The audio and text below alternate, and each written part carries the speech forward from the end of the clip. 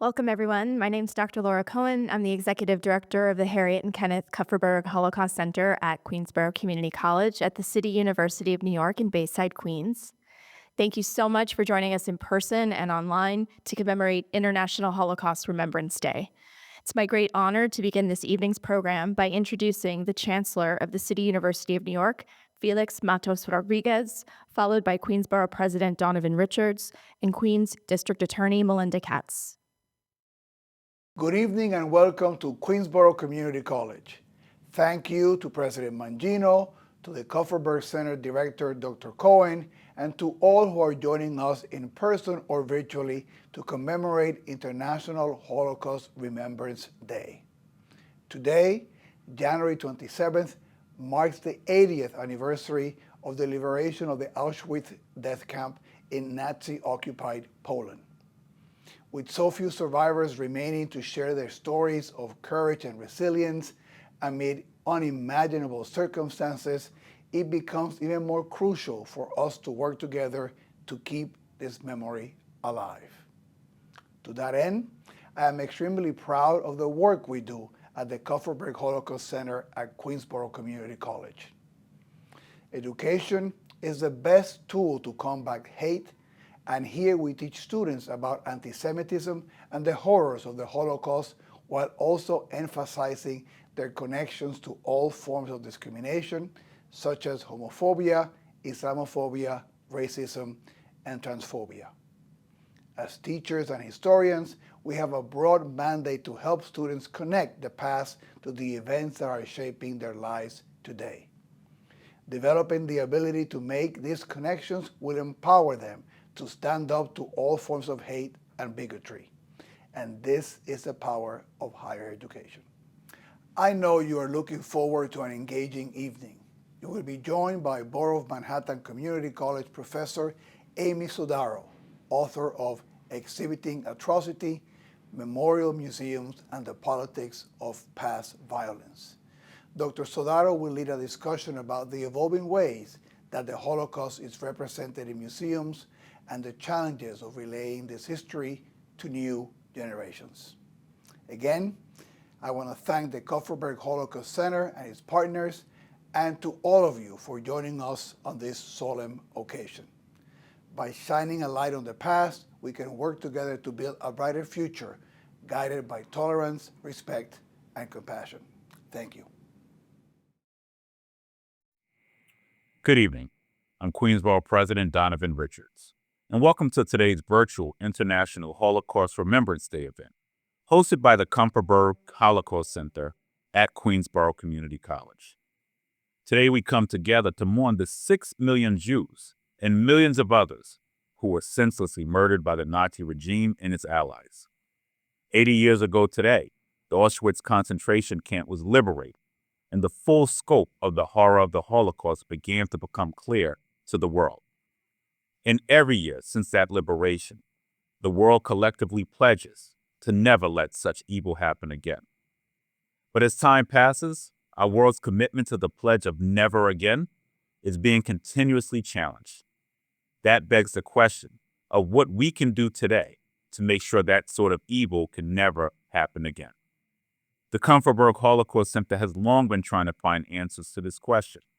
And as part of its continuing mission, the center has convened tonight's conversation on the evolving impact and importance of the world's Holocaust Memorial Museums. As you know, we will soon reach the point where there will be no one on Earth who was alive when the Holocaust took place. That means Holocaust Memorial Museums will have to assume an even greater importance as they take on the bulk of the responsibility for educating future generations about the Holocaust. That's why it is critical that Holocaust Memorial Museums succeed in their mission to never allow the world to forget the atrocities committed by the Nazi regime. Their mission is also to remind us that no matter where we come from or what religion we adhere to, we all share one common humanity. That means we all have the obligation to treat each other with kindness and respect. It also means we can never allow anti-Semitism or any kind of hatred among individuals and groups to fester like it did in Nazi Germany, as it threatens to do so elsewhere. So I thank Comfortberg Holocaust Center for convening tonight's commemoration. I'm proud Queens is home to such a worldwide leader in the study of the Holocaust and its legacy. And I hope tonight's event leads to further advances in our understanding of how we can best teach new generations about the Holocaust. It is events like these that bring us all closer to a world free of all forms of hate and violence. Thank you so much. May you be safe. Never again.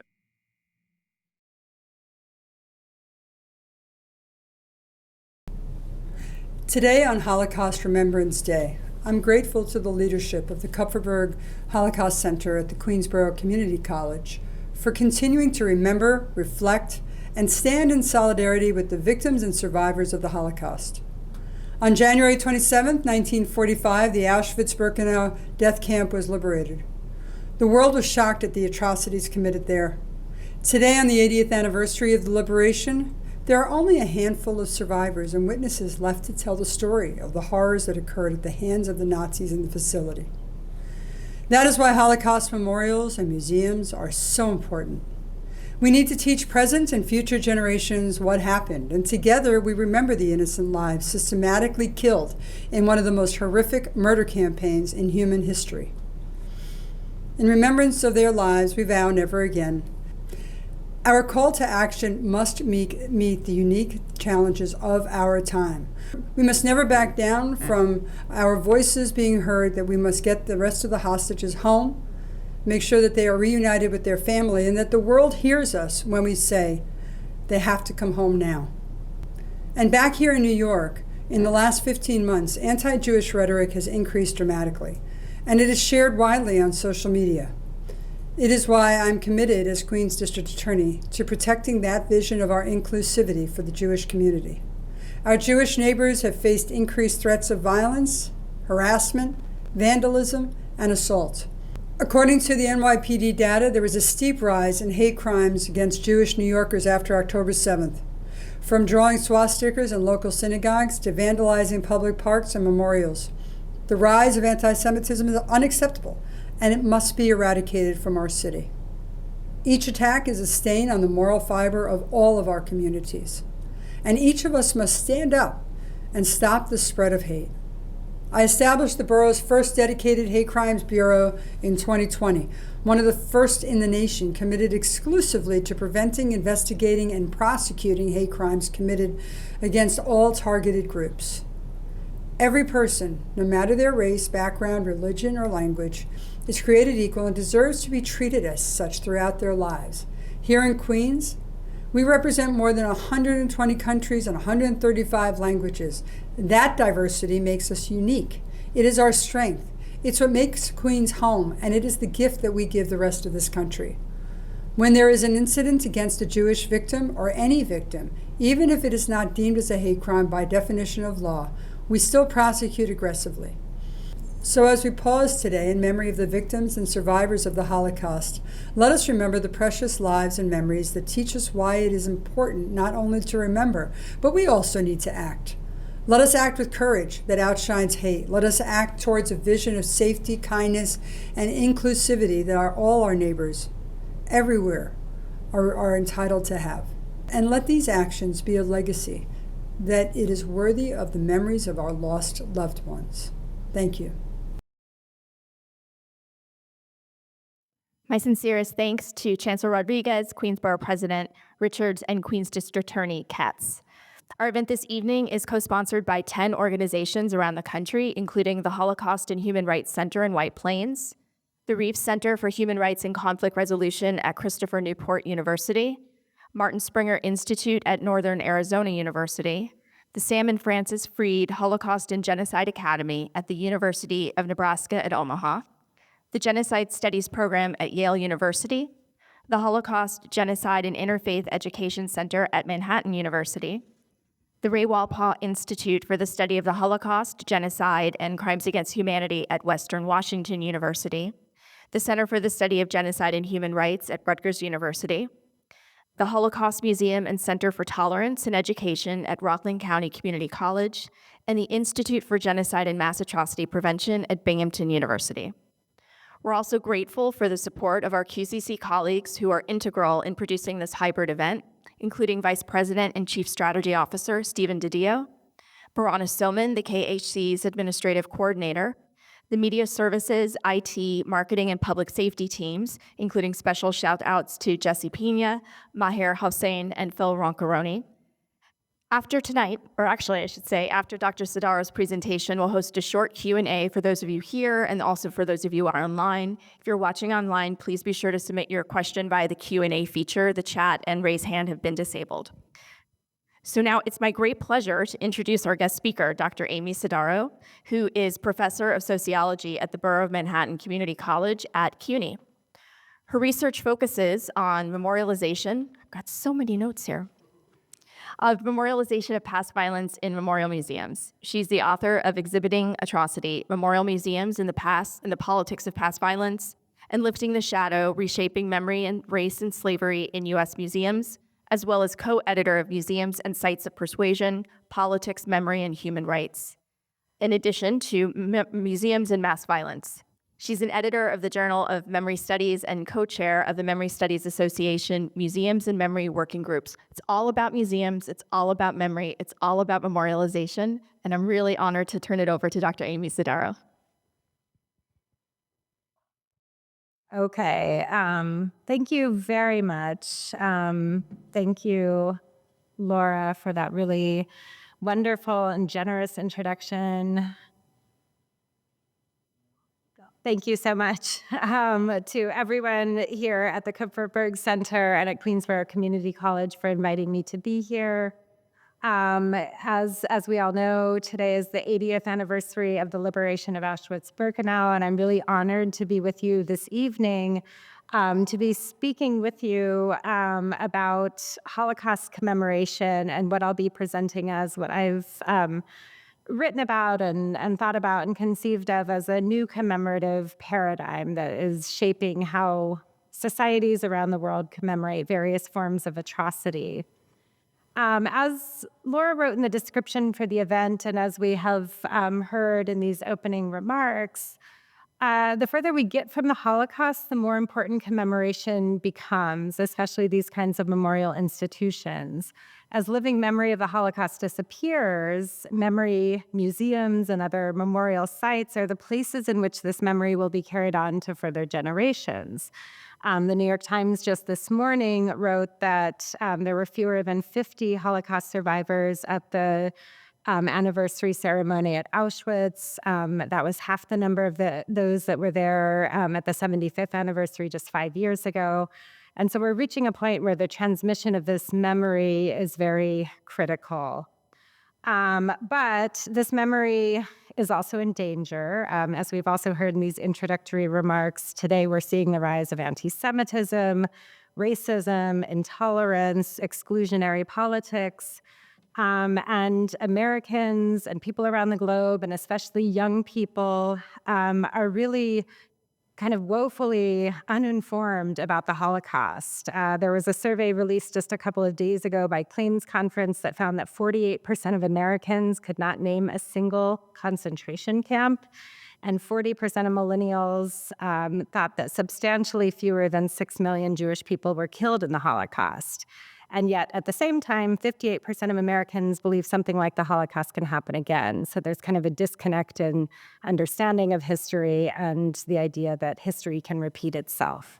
And so the kinds of museums that I'm going to be talking about today are more important than ever as they try to educate the public about the Holocaust and other atrocities and shape moral, social, and political attitudes and values and beliefs of their visitors. And I want to start by situating tonight's talk within my larger body of research. Okay, it's working, great. And so my research, as Laura said, is all about museums and all about memory. And it really focuses on memorial museums. I came to this research initially because of an interest in the U.S. Holocaust Memorial Museum, which I'll be talking about a lot tonight because I see it as a model for memorial museums around the world. And I was particularly interested in its kind of hybrid functions as part museum, part memorial, and its efforts to use both history and memory to try to morally transform its visitors.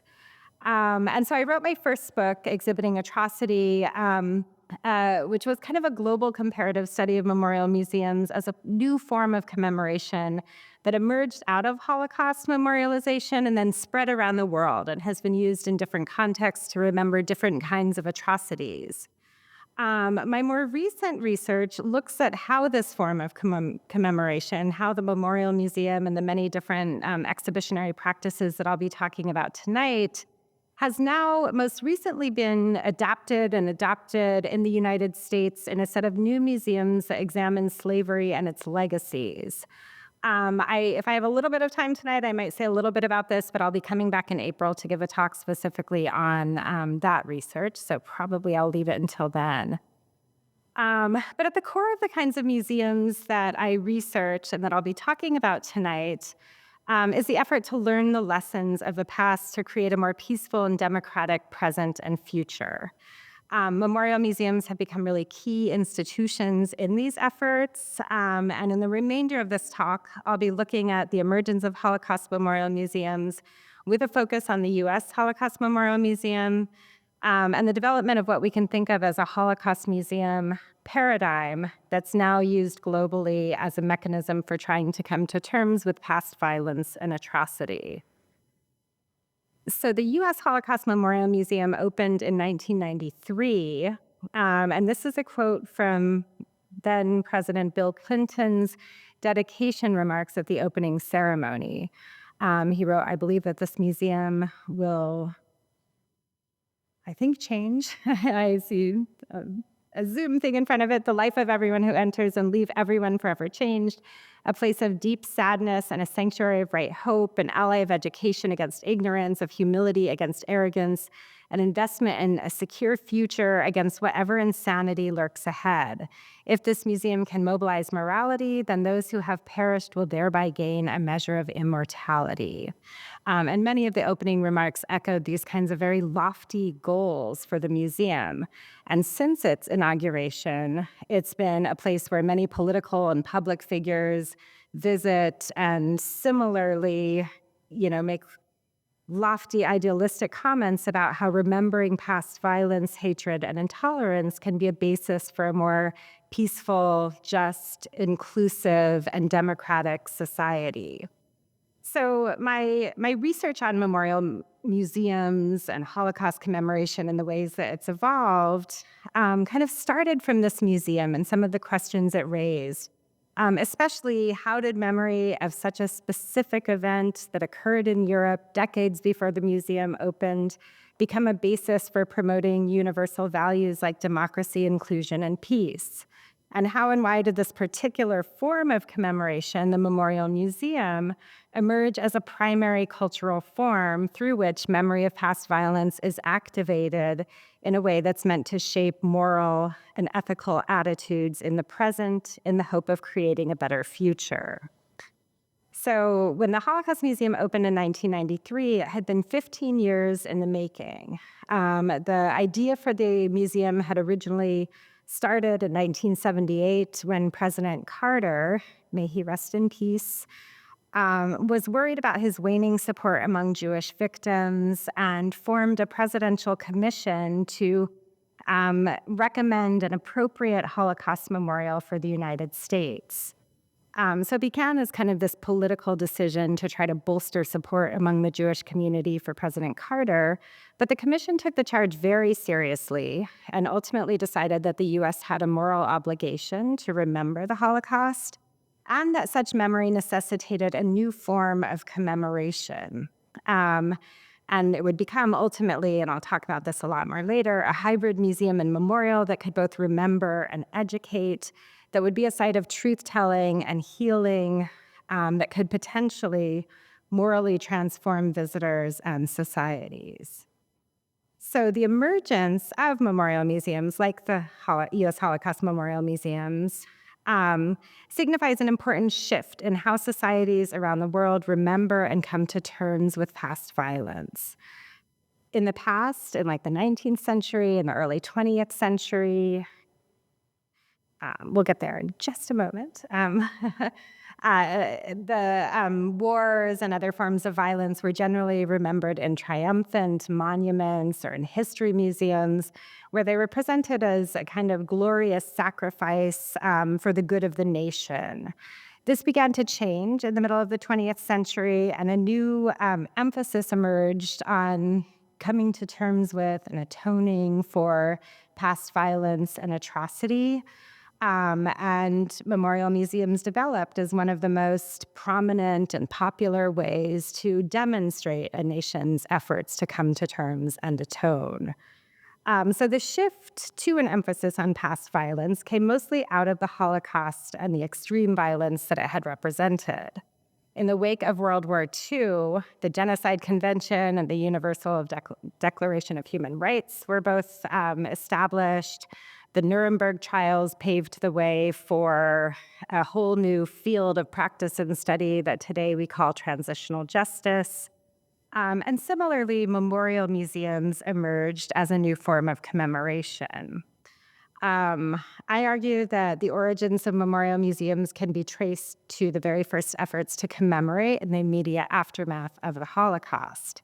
In the wake of the war, in the newly liberated camps, former prisoners and survivors erected makeshift memorials to those who had perished in the camps, and they were joined by Soviet and American and British troops who wanted to commemorate their fallen comrades.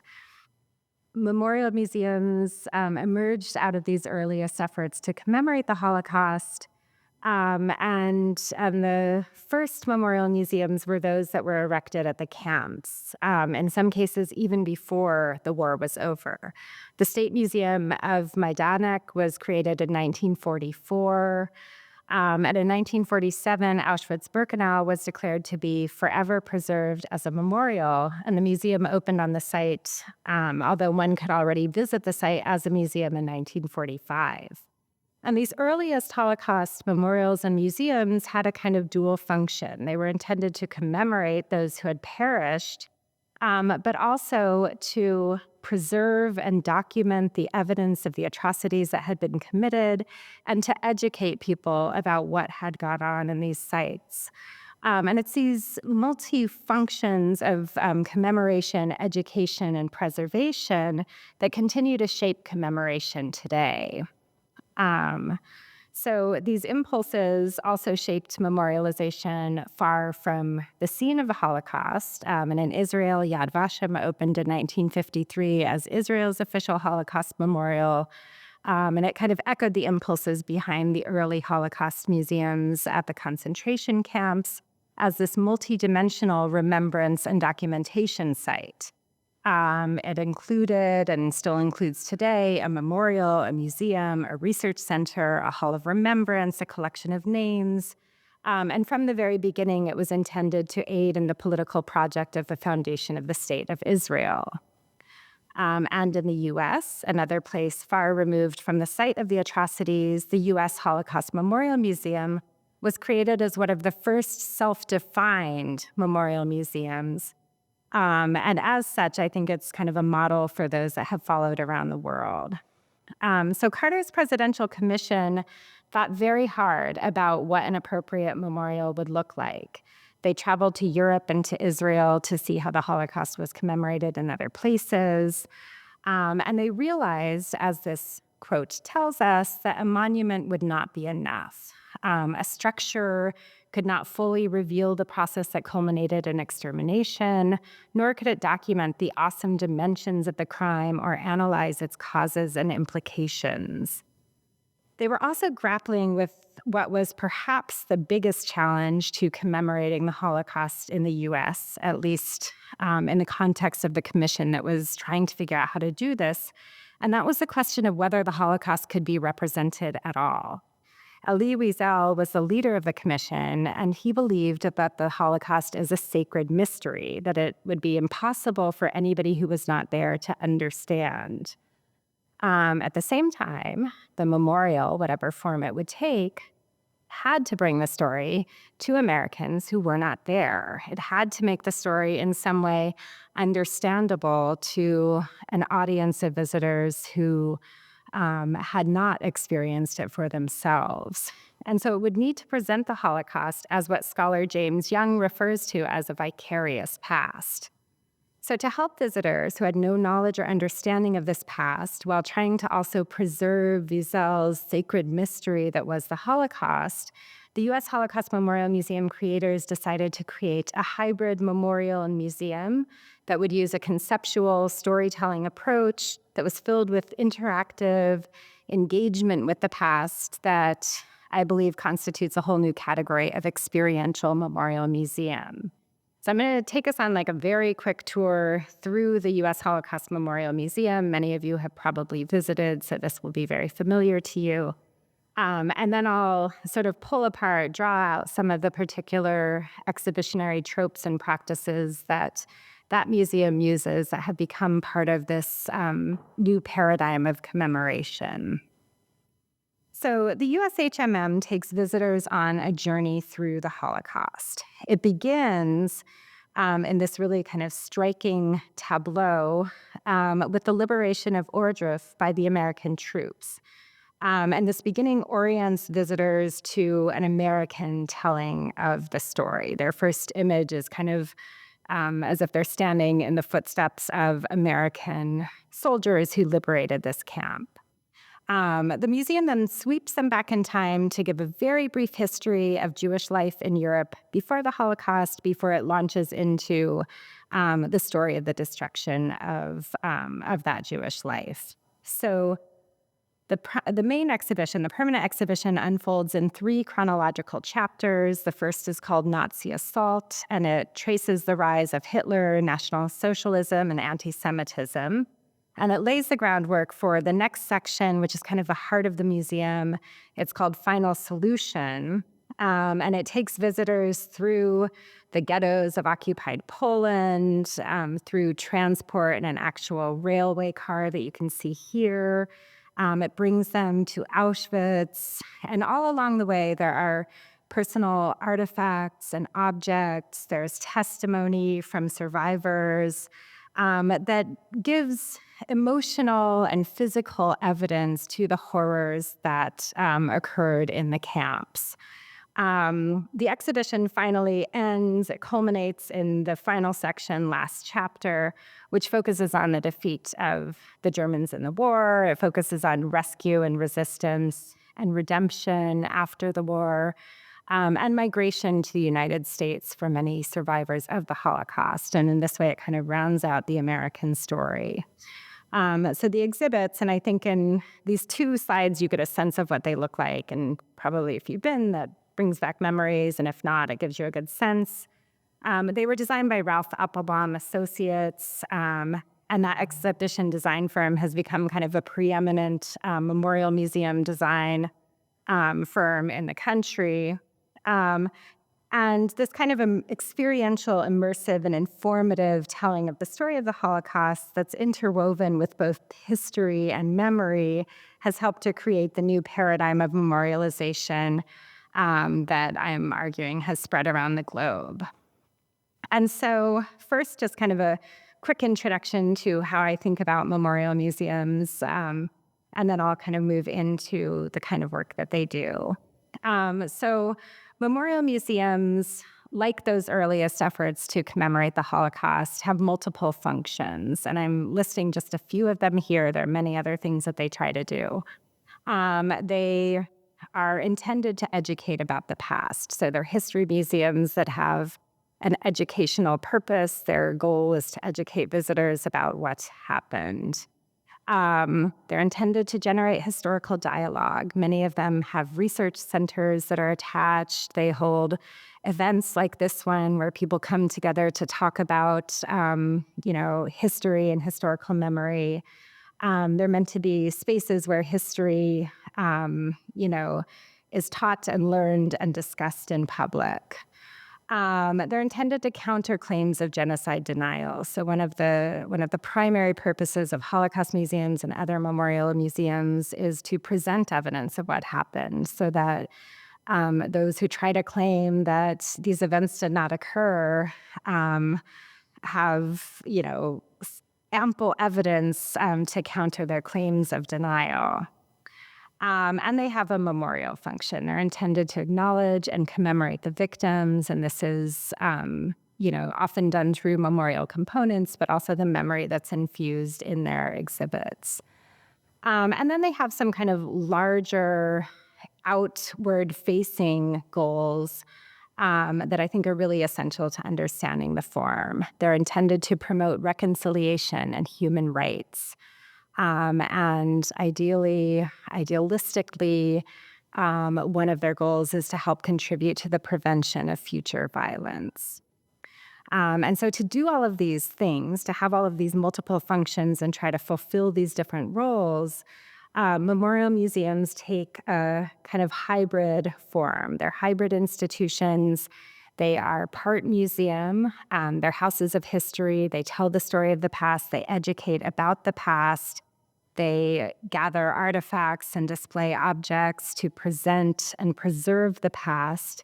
But they're also spaces of memory. They are memorials. They commemorate and they use the affect and emotion of memory to move visitors, to help them internalize their moral messages. Because ultimately, what their goal is the moral transformation of visitors. So again, as we heard in the introductory remarks, very often the ultimate goal of commemoration is to instill in visitors and those who are taking part an ethic of never again, so that our encounters with the past move us to make a commitment to prevent such violence from happening again in the future. And so there are several different tropes or practices that have emerged with the form that are probably familiar to many of you from visiting museums, even just looking around here. I see some of them present in the space that we're in. And I'm going to just walk us through these, looking at the U.S. Holocaust Memorial Museum, Holocaust museums around the world, but also memorial museums that have been created to commemorate other kinds of atrocity. And the first of these is what we might call, following Rebecca Jinks, who's a scholar who studies these kinds of museums, affective architecture. And she describes this as a new commemorative aesthetic where the interior space and decoration of the building is designed in order to elicit certain sensory and emotional reactions which chime with the exhibition or memorial's content and intended meaning. So the architect of the U.S. Holocaust Memorial Museum, James Ingo Fried, traveled to Holocaust sites for inspiration, and he created the building in a way that was meant to distill what he referred to as the essence of the Holocaust. He used brick and steel. He used watchtowers and ruptures and sort of juxtapositions of stark, empty spaces with close, claustrophobic, dark rooms. And in this way drew on the historic sites of atrocity, but also in this way helped to create a new architectural language for commemorating the Holocaust and other atrocities. And this architectural language is evident in museums around the world, and this is just a sampling of 3 purpose-built Holocaust museums. And you can see the similarities in the architecture here in these images. And I'm going kind of from left-hand corner up to right, the LA Holocaust Museum, Yad Vashem, and the Jewish Museum in Berlin. And the architecture in these spaces is used to create particular experiences for visitors. These buildings tend to use materials like concrete and steel and sharp angles, voids, which Daniel Libeskind kind of famously built into the Jewish Museum in Berlin, and these kinds of juxtapositions between light and dark and space and claustrophobia that give visitors a sense of disorientation. But also the use, and you can see this in these images here, of kind of glass and light that points to what is often a teleological message in these museums about a better, brighter future to come once we've learned the lessons of the past. And while historic sites like Auschwitz in this case have focused on preserving the historic site, the authenticity of the site as it was found, We can see that this affective architectural language is increasingly informing these sites as well. So this is a new kind of entry pavilion at Auschwitz. And I visited this summer and was really struck by the similarities between this entrance to this concentration camp and the Holocaust museums that I have visited around the world. And this is not restricted to just Holocaust museums. There are many other memorial museums that use this kind of architectural language. These are just a couple of examples. The 9/11 memorial is, these voids. The pools are kind of voids. The whole concept was put together by Daniel Libeskind. And the museum itself uses a lot of the same tropes that I just described. The other museum that you see here is the Museum of Memory and Human Rights in Santiago, Chile. It's a little bit hard to see in this image, but it uses a lot of the same language, a lot of the kind of juxtapositions between light and dark and openness and closed spaces to convey its own particular moral messages. So within and together with this affective architecture, memorial museums seek to give visitors an experience of the past. And so the architecture is part of that, but the exhibits do a lot of this work as well. So I'd mentioned that one of the biggest challenges of the Holocaust Museum was to convey this history to people who would have no direct knowledge or understanding or memory of the Holocaust. And so the creators decided that the best way to do this would be to give them an experience of the Holocaust. And so you can see here Michael Berenbaum, who was a project director, making this argument that if visitors could take the same journey, they would understand because they will have experienced the story. So cultural historian Alison Landsberg writes about experiential memory sites like memorial museums and argues that in these kinds of spaces, visitors can take on what she calls a prosthetic memory. So in experiential museums like the Holocaust Museum, which she writes about, she says, a person does not simply apprehend a historical narrative, but takes on a personal, more deeply felt memory of a past event through which he or she did not live. The resulting prosthetic memory has the ability to shape that person's subjectivity in politics. And so it's not just that people take on that memory, but then that transforms them in some kind of ethical way. And so memorial museums create for visitors an experience. They take them on a journey through the past so that they can have their own encounters with it, and in that way kind of form their own understandings of the past and memories of the past. And there are just a few examples, again, here of Holocaust museums. In the left-hand corner is a recreation of the Warsaw Ghetto in the new-ish Schindler Factory Museum in Krakow.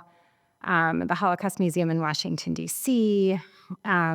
Has used identity cards that they give to visitors as a way of giving visitors a kind of individual to kind of walk them through their journey, so that they're taking this journey with with somebody who also experienced the Holocaust. Here's another rail car. These are very common in Holocaust museums. As, again, another kind of artifact that brings visitors close to the past and sort of gives them a sense of what it must have been like to experience the Holocaust. And memorial museums around the world have kind of taken up this mantle and provide their own kinds of experiential encounters for visitors.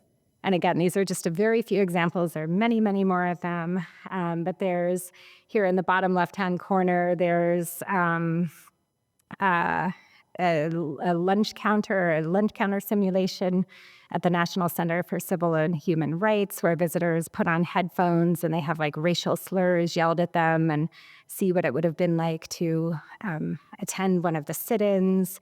The House of Terror in Budapest, Hungary has recreated torture cells where visitors are invited to kind of go in and see what it would have been like to be kept imprisoned in these torture cells. And the Apartheid Museum in Johannesburg has this kind of famous entrance that divides visitors into white and non-white. In this way, kind of making visitors walk in the steps of those who lived in this segregated past under apartheid. And so this goal of memorial museums and having visitors experience the past and take on this prosthetic memory is intended to help those visitors develop empathy with the victims that will help to shape their moral transformation.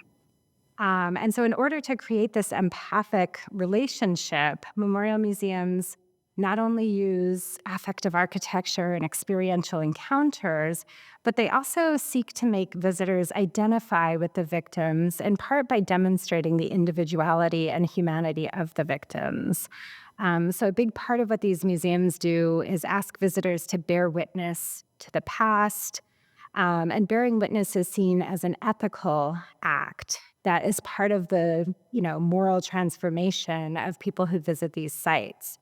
Barbie Zelizer, who is another cultural studies scholar, has written that bearing witness moves individuals from the personal act of seeing to the adoption of a public stance by which they become part of a collective, working through the trauma together. And so there's this ethical dimension to witnessing that that passes on some of the responsibility for coming to terms with and atoning for this violence to the visitor who bears witness. And so one of the key ways that memorial museums try to pass on this responsibility and make visitors identify with the individual victims is through the display of photographs. This is very common in memorial museums, and arguably this began with this U.S. Holocaust Memorial Museum Tower of Faces that you see here in this slide, which displays over 1,000 photographs from before the Holocaust, from a Lithuanian shtetl of people going about their daily lives. And this display gives names and faces and life to those victims that otherwise often become kind of nameless and faceless and subsumed by the numbers of the mass atrocity. And so this trope of displaying photographs of victims is used in Holocaust museums around the world, such as those that are shown here in this slide.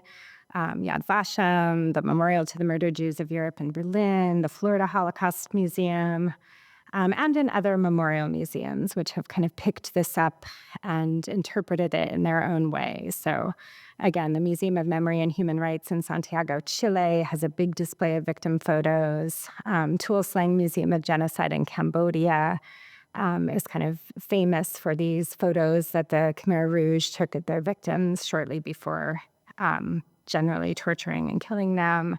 And in the Kigali Genocide Memorial Center in Rwanda, there's a room full of photographs, which are, you can kind of see here in the image, they're kind of loosely pinned to these strings, and visitors sometimes take them if they see somebody they knew or somebody who looks like somebody they knew.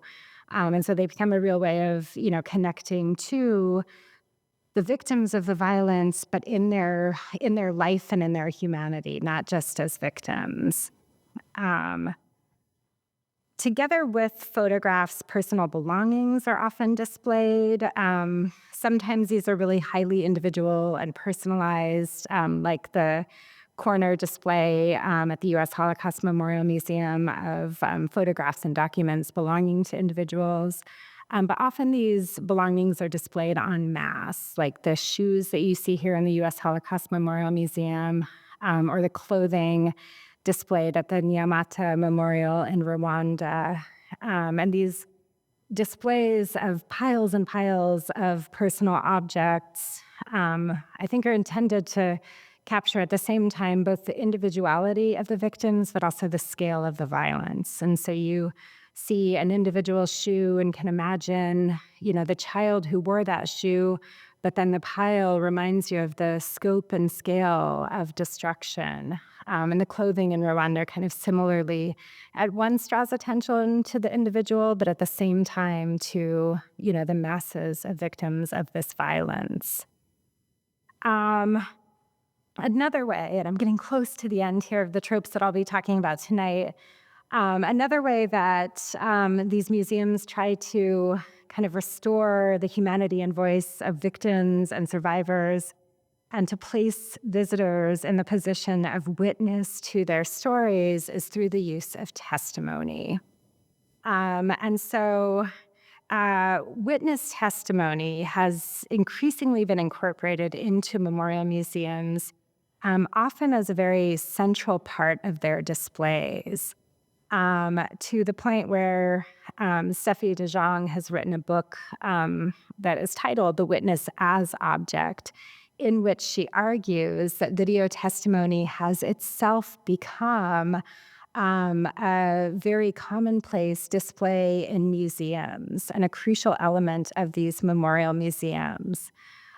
She argues that it's become such a central form of storytelling about painful pasts because video testimonies can represent the non-representable. So again, this idea of like showing visitors who have no personal direct knowledge or understanding of this violence, bringing them a step closer to understanding that. Because she argues this testimony allows visitors to have a glimpse of the witness's trauma, a little sort of window into what they experienced. And so this kind of testimony about the past is really central to Holocaust and other memorial museums around the world. And it's very much a part of the goal of moral transformation. So to help visitors have a sort of deep affective encounter with the past and with those who were there experiencing the past. And this, again, is just a few images from museums around the world, Holocaust and other, that have incorporated recorded testimony into their exhibits. And yet, as we know, Holocaust survivors are becoming fewer and fewer in number. And yet, their testimony, their stories are, still deemed so important for us to collect and have access to as a society. And so new projects are being developed to capture this testimony in a way that can be preserved in perpetuity.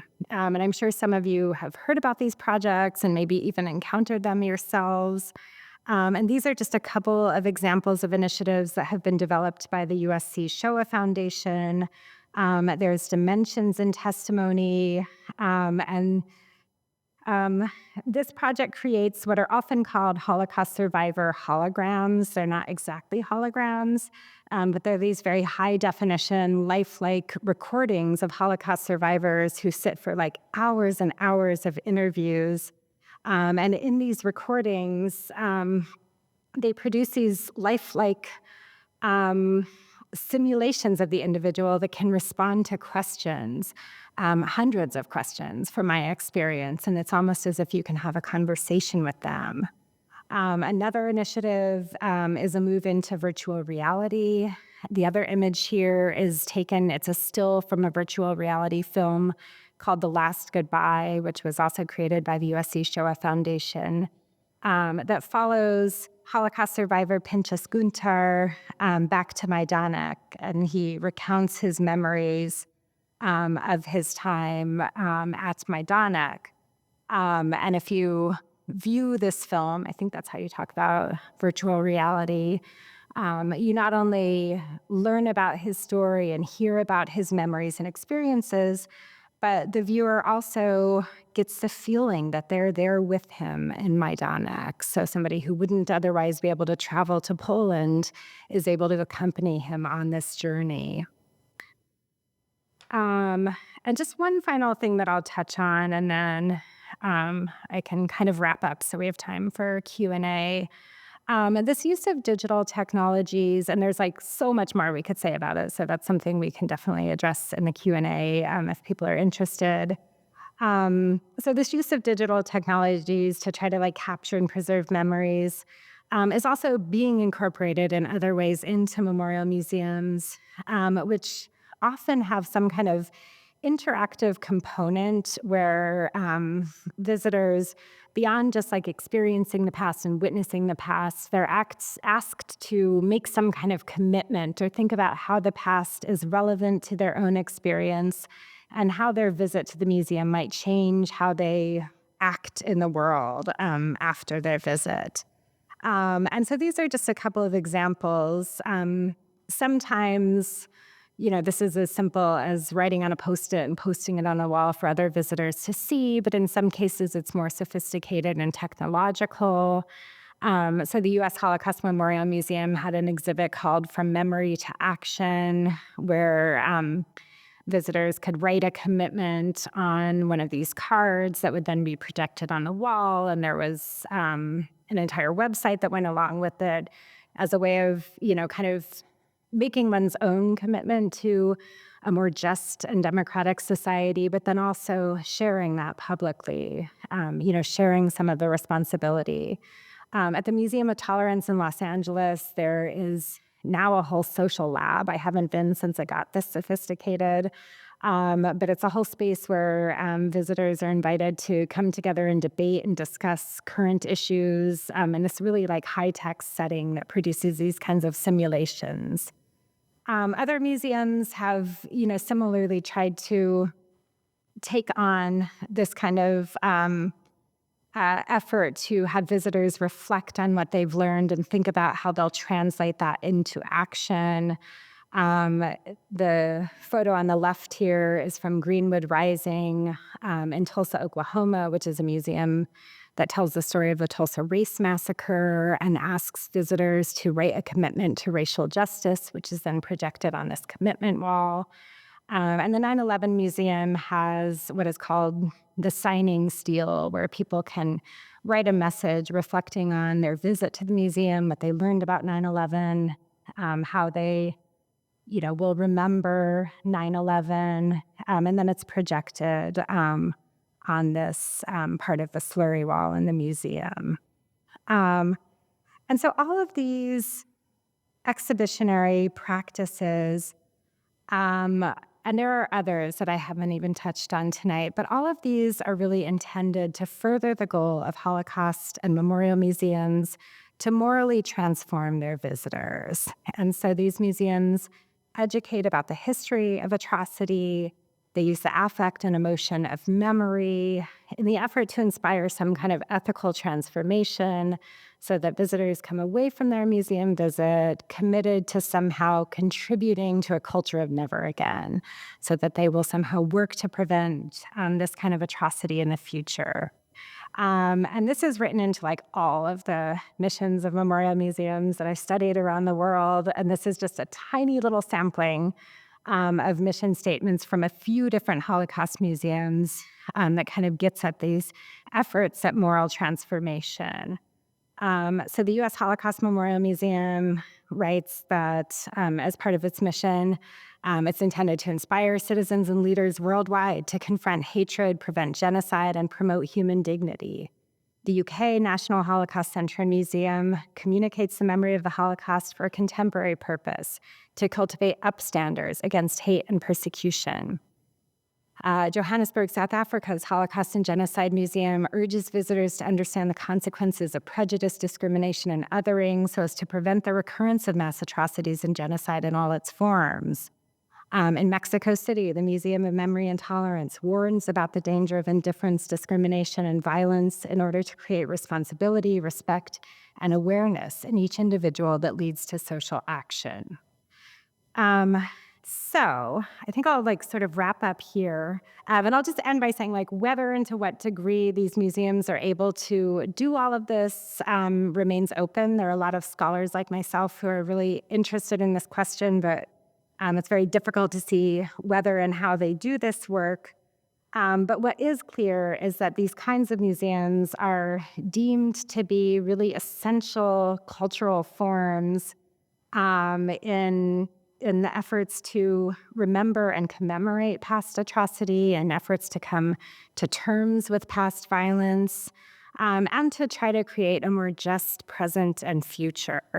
And so I will stop there, and we can move on to Q&A. Should I stay here or? Okay.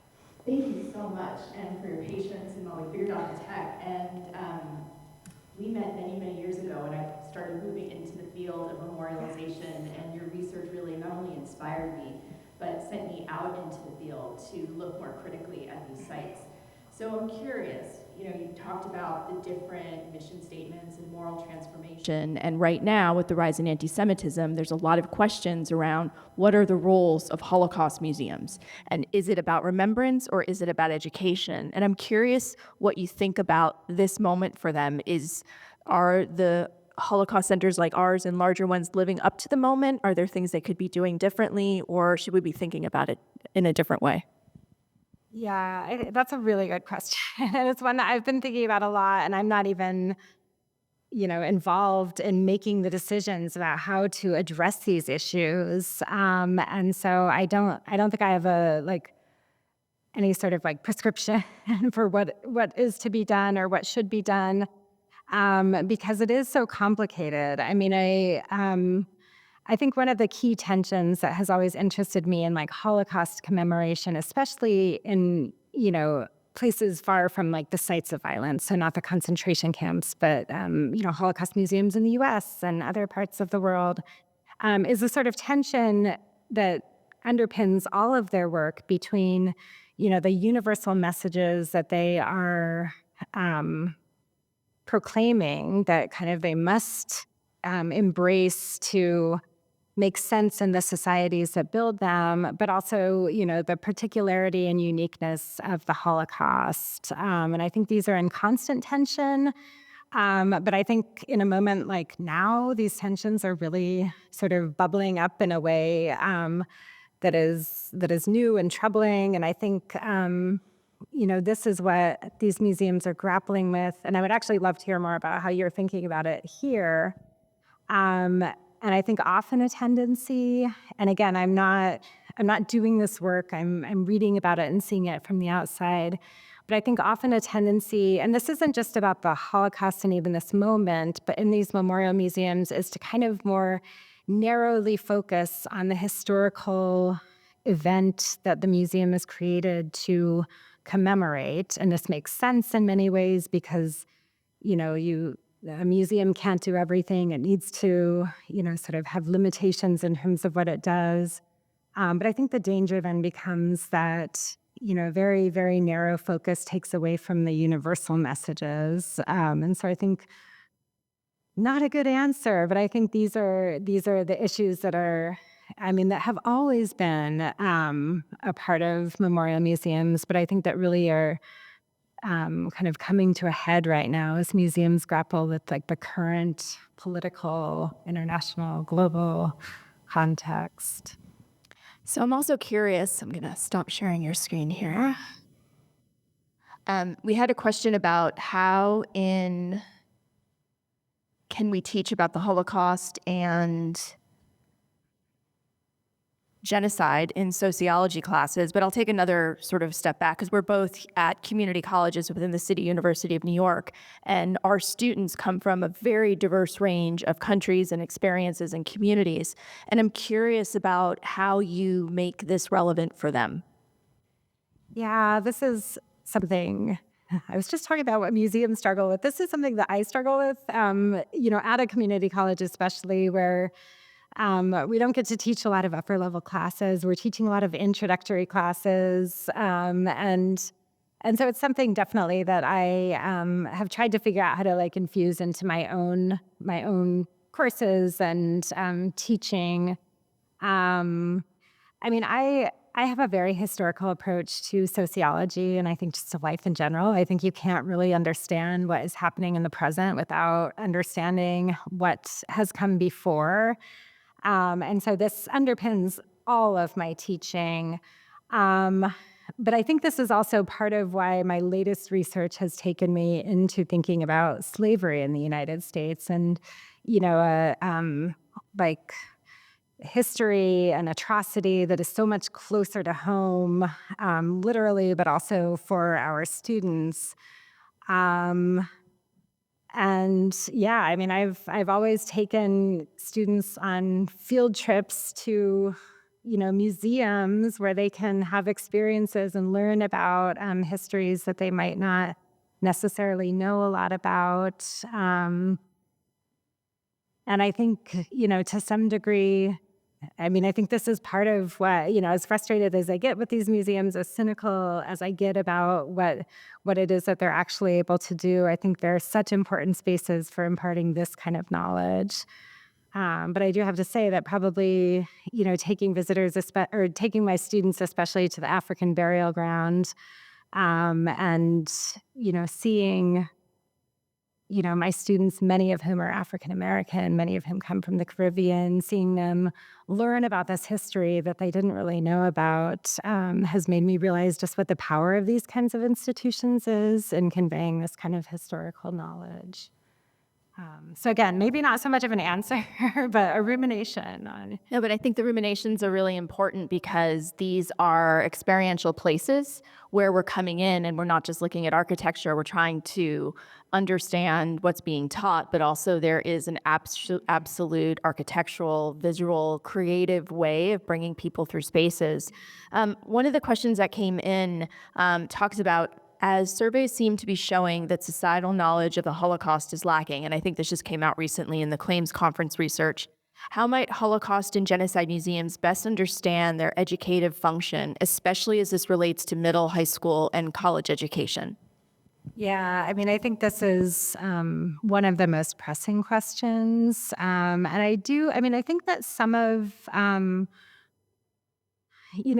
things that I mentioned tonight, like some of these new digital projects that not only, seek to find ways to continue and preserve memory of the Holocaust, but that also are more mobile and accessible and, don't require people to necessarily visit a Holocaust museum to experience. I think there's a lot of promise here.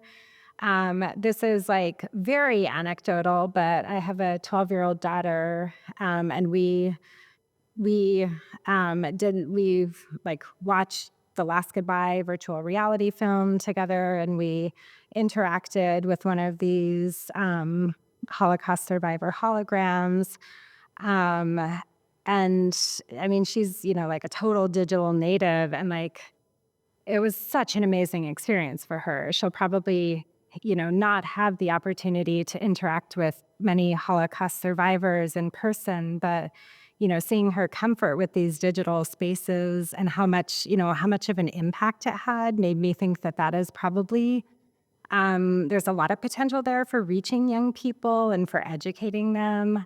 I think the pandemic was horrible for museums, but I think one of the benefits that came from it was that it forced museums into digital platforms in ways that I think many of them have continued to use. And like the U.S. Holocaust Memorial Museum has always had an enormous website with so many resources.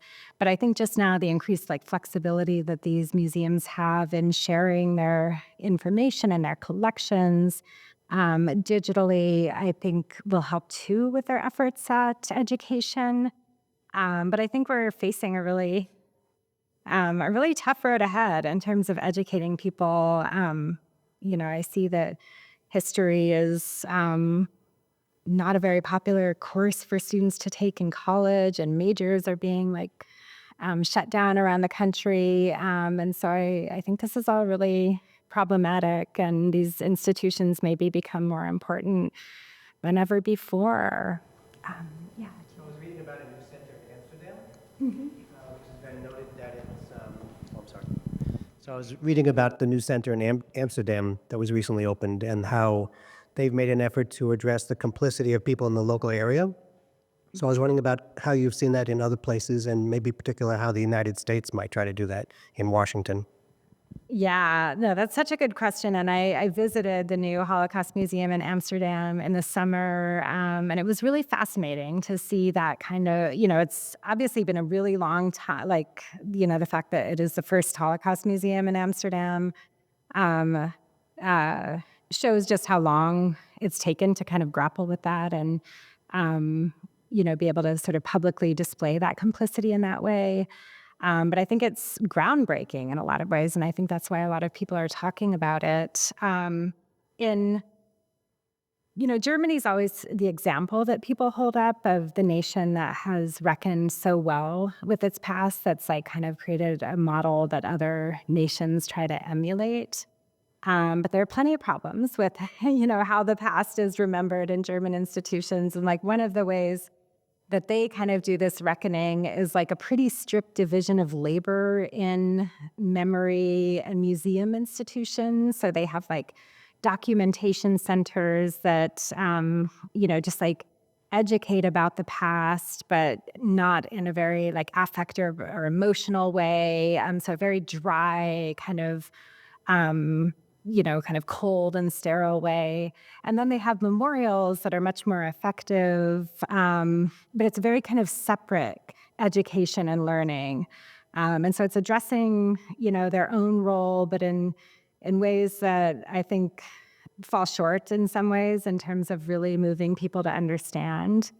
In the U.S., I think this is a real problem. And I wrote about this in my first book in the U.S. Holocaust Memorial Museum. It's really an American story, but it's not a story that talks about America's shortcomings. It really kind of presents the U.S. as a liberator, as a welcoming refuge for survivors. But doesn't really address, anti-Semitism in the U.S., eugenics in the U.S., our refusal to take Jewish refugees, and the fact that, in this country, we had a museum dedicated to the Holocaust in Washington, D.C. on the National Mall long before we had a museum that addresses slavery, says a lot about our willingness to address our own complicity. And that's something that interests me in these new museums that focus on slavery and its legacies, especially the sites in Montgomery that I'll be talking about more in April, that I think really do address American complicity, but it's complicated. Like the sites in Montgomery are private; they don't receive any government funding or support. They're really kind of free to tell the narratives that they want to. Whereas, Smithsonian museums on the National Mall are quite, constrained, I think, in many ways in terms of like self-indicting narratives that they can tell about the American past. So it's a really excellent question, but I think we have a long way to go as a nation. More questions, and I think they're kind of related. One speaks to, are there ethical issues related to the use of technology in memory museums, especially regarding genocides and atrocity, that might offer us, or should we be thinking of guardrails? And the other is in terms of talking about the effectiveness of these museums and moral transformation. Are you aware of any qualitative studies or ways to kind of speak to, is that actually working? Yeah, that's like the perpetual question that all of us are like constantly asking. Maybe I'll start with that one since, a lot of museums do their own kinds of studies of visitors. Part of the problem is that many of them won't allow like third-party researchers to come in and do research on visitors. But I think the bigger problem is that, there'd need to be some kind of like long-ranging longitudinal study that studies this over time. It's one thing to look at visitor comments or to interview visitors, right after their visit when they're going to say, that they were changed by this experience, that they learned so much that it shaped somehow their ethical stance and viewpoint. But whether and to what degree this lasts over time, I think is a question that none of us have been able to really get at. I didn't mention it here, but the opening of the U.S. Holocaust Memorial Museum, war was raging in Yugoslavia, right? This was on the eve of the Rwandan genocide. It's a museum that is intended to be a bulwark against this kind of violence, intended to promote never again, to influence policymakers and society to reject this kind of violence, and yet it happens again and again. And so, unfortunately, from that, I tend to feel really worried about whether and how these museums do the work that they're doing. And so the other question, I think, was about ethical issues related to technology. I think definitely. I think in many ways we don't even know what they all are yet. I think we're always a step behind when it comes to technology and our relationship to it and how it is going to change our relationship, to each other and to our societies and to the past and the future. And so I think there are. And I know scholars have critiqued in various ways some of these projects, but I'm not sure there's even a very coherent understanding of all of the ethics related to these efforts. So I think it kind of remains to be seen. Oh, much. It's been a pleasure to have you here, and I'm just very grateful that you're sharing of your wisdom and your knowledge and your heart with the Queensboro community and with everyone that's joined us online. So thank you so much, Dr. Sodaro. Thank you. Thank you all so much. And on behalf of the Kupferberg Holocaust Center, thanks to everyone who joined us this evening and joined us online, and we'll see you again soon. Be safe. Thanks.